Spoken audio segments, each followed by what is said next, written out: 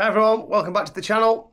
You find me now in race week of Manchester Marathon. So I thought I'd do a quick video on what I'm going to wear, what I'm going to do pre-race, carb load wise, what's coming after the race, and really just how I'm feeling going into the 250 attempt. So this is bizarre for me because I've just had 2 days off. 2 enforced rest days on Friday. My heel and Achilles flared up just massively to the point it's pushing the nerve in my foot into the toes. So that's a bit of a problem. So spoke to Coach Matt.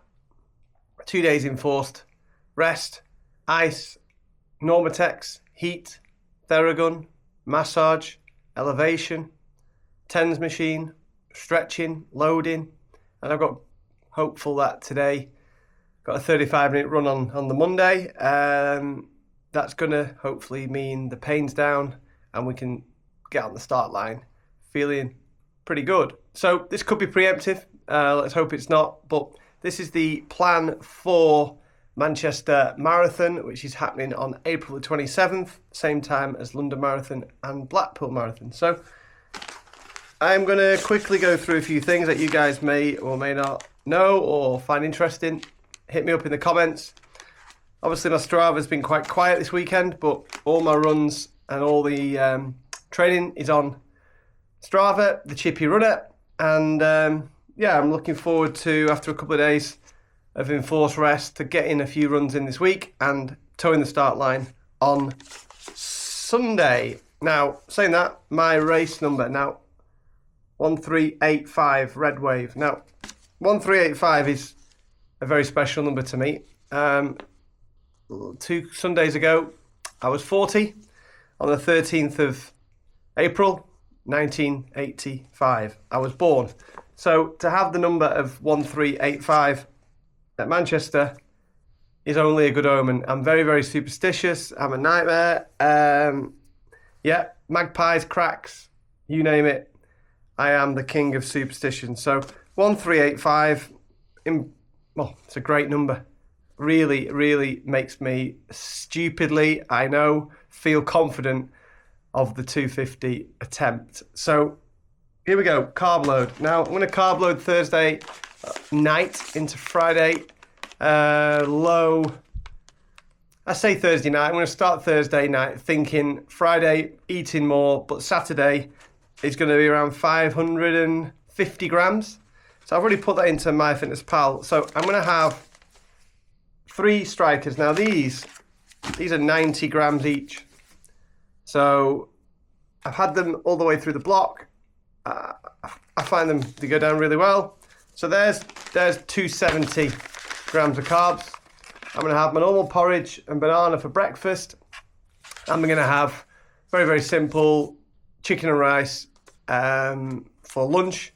And for tea, a couple of coffees, maybe a bar, and that will get me to 550 grams on the Saturday. So that's the carb load. Liquid calories, mainly my friend. I don't want to get too full and bloated and digesting. So I really do like sticking to breakfast, dinner and tea with one of these. Breakfast, dinner and tea being accompanied with porridge, two lots of chicken and rice for tea and lunch. So yeah, that's the plan for Saturday. Race morning, what we're going to do, we're going to hit it up with bicarb. Now I've used this all the way through the blocks and the sessions. It's pretty disgusting to eat. It does a good job. We'll have that 2 hours before in the hotel, and that really is something that maybe is, again, more mental than physical, but every time I've had it, big long sessions, racing the 20 miler, it's been of a benefit. So that's the bicarb. Race morning, it's going to be a breakfast of porridge, banana and honey, 1 coffee, and another carb drink. And then for the race, we start at, I start in the Red Wave at 9 a.m. So really, I'm going to try and concentrate on sticking that breakfast in around 6:30, get it digested. and then make my way to the race start. So what I'm going to wear, what I'm going to eat, what's the plan? Well, again, everything's trained, everything's practiced, but the plan is to go as following. We're going to have a Maurten 100 at 6k, then we're going to follow that with a Strykr 50 at 12k, 18k, 24k, 30k, and we're going to have a drink of sports mix Strykr either on me or on the course for the last 10k. So the reality is, Sal, my wife, Sally, she's got was down to run. She sadly got a bit of a hamstring strain, so she may be on course, able to help. So we're going to, again, repeat that. We're going to go 6, 12, 18, 24 and 30k. So at 36k I would normally then want to take another gel, but because I'm going to have a carb drink throughout the day, I'm looking to have a easy last stomach hour and push through with water and hopefully get to the end of the race loaded early in the race versus the back end when really stuff starts to go wrong. Watch, heart rate strap, Garmin. This thing saved my life when doing the trail runs up in a hill in the snow, so pretty loyal to that. However, for my birthday, my wife has bought me a Coros.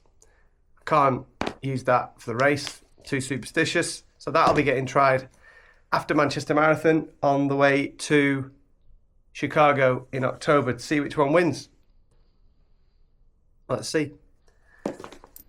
By the way, paid for Coros. Right, kit wise, again, these are beautiful. The Soar half tight marathon short, got a zip in the back, feel unbelievable. Black, I've not got the silly Y front thing, so yeah, these feel incredible.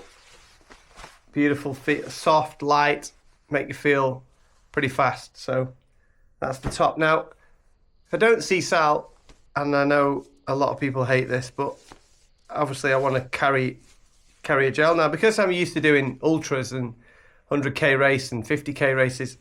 A backpack is pretty normal to me, so the idea of wearing a belt for a marathon doesn't freak me out. So this normally when I run has got my car key, mobile phone, gel, anything else, water, 500ml soft flask, whatever else I need. So I don't have an issue wearing that, running with that, and that at any one time could have 2 soft flasks, a gel, car key, phone. So to have on race day next to nothing in there, it could be the difference between an extra gel and not. So I may take an extra gel in here.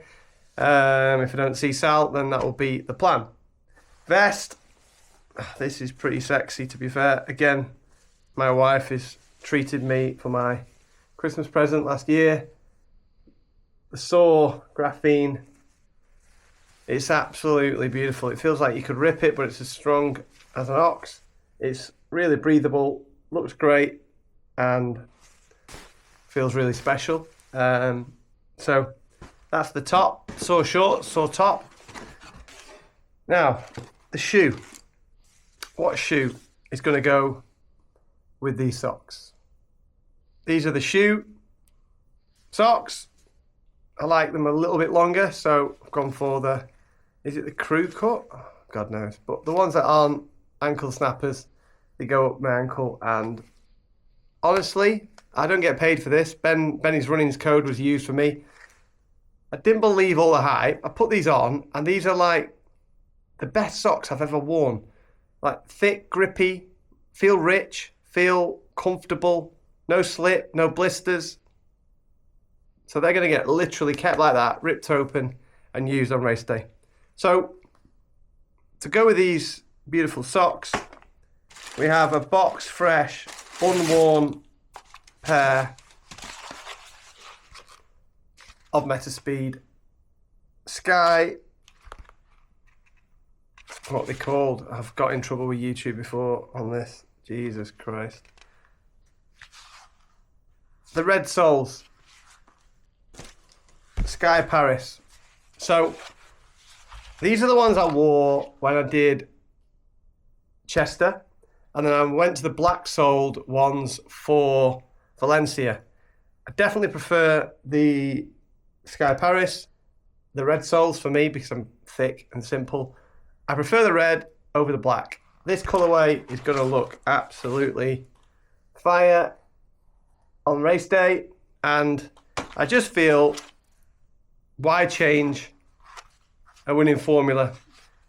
The Metaspeed Sky Paris I wore to go 257 in Chester. I wore the Edge to go 254 in Valencia. They're so light. I've tried and tested. I like the colourway. It goes with the kit, and I'm happy.